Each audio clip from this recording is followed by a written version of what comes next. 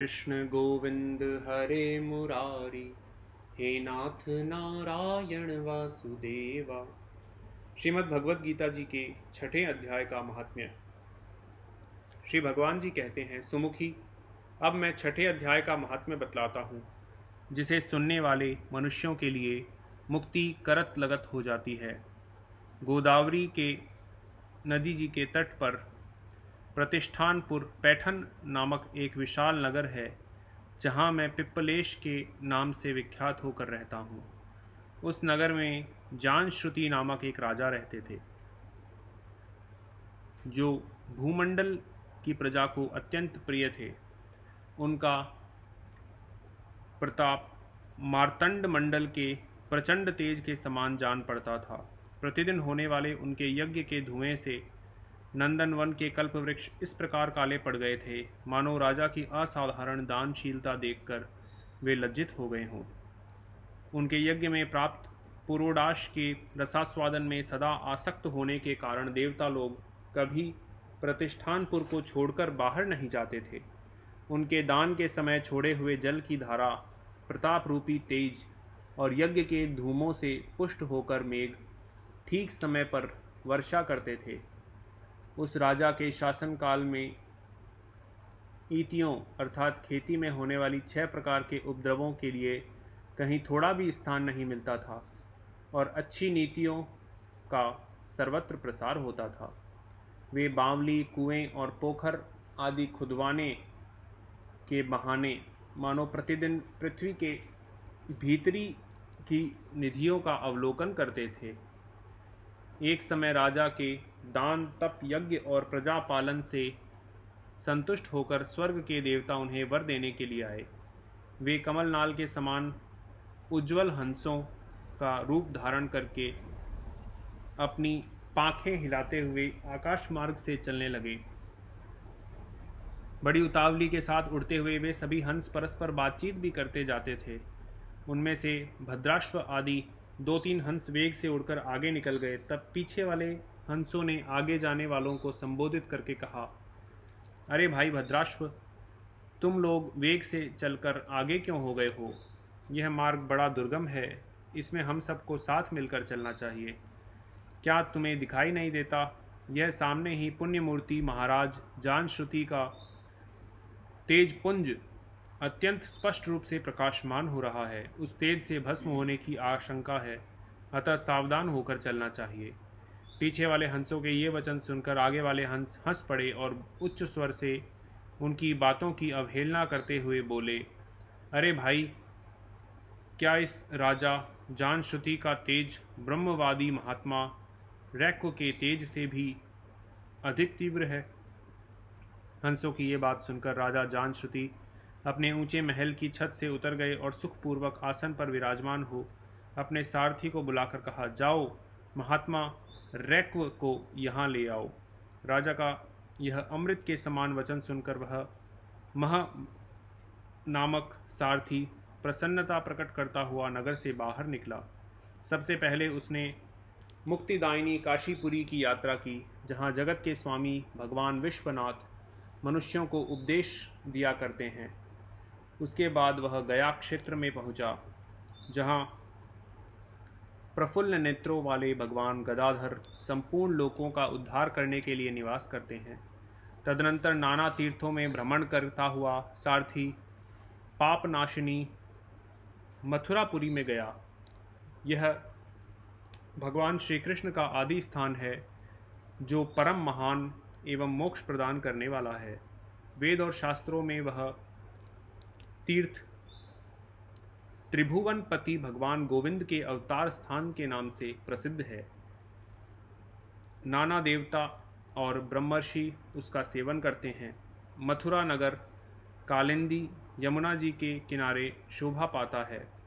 उसकी आकृति अर्धचंद्र के समान प्रतीत होती है। वह सब तीर्थों के निवास से परिपूर्ण है।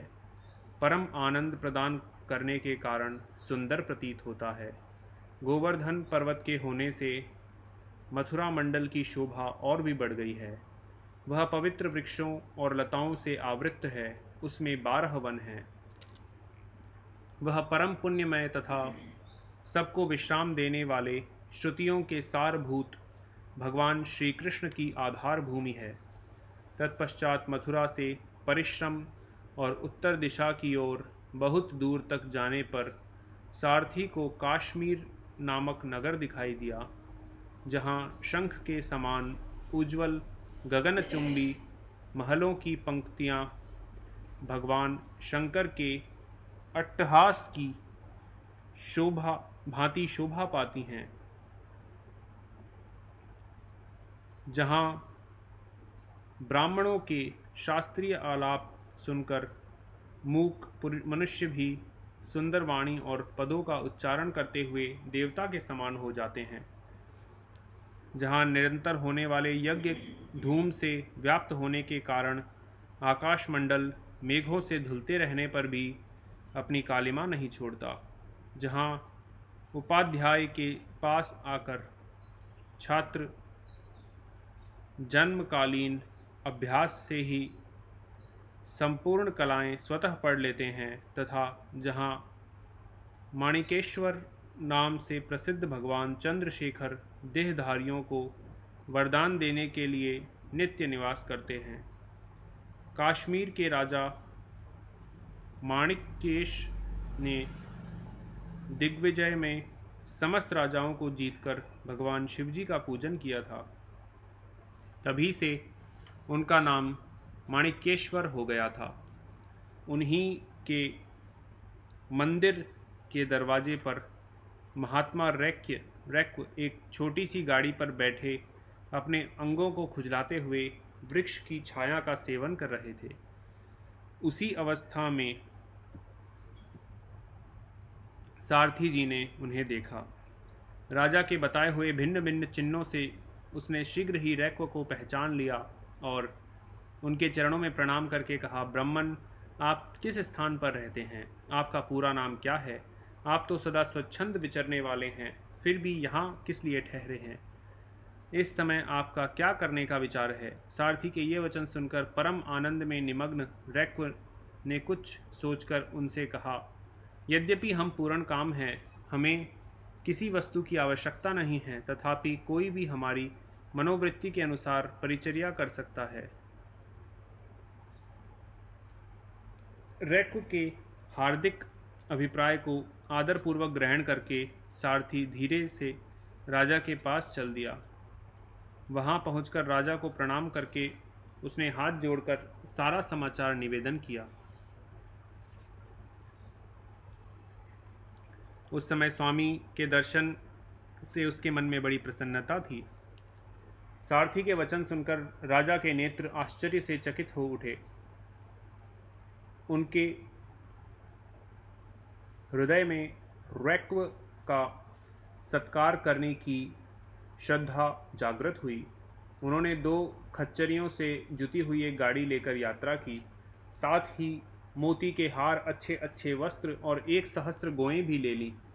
काश्मीर मंडल में महात्मा रैक्व जहाँ रहते थे, उस स्थान पर पहुंचकर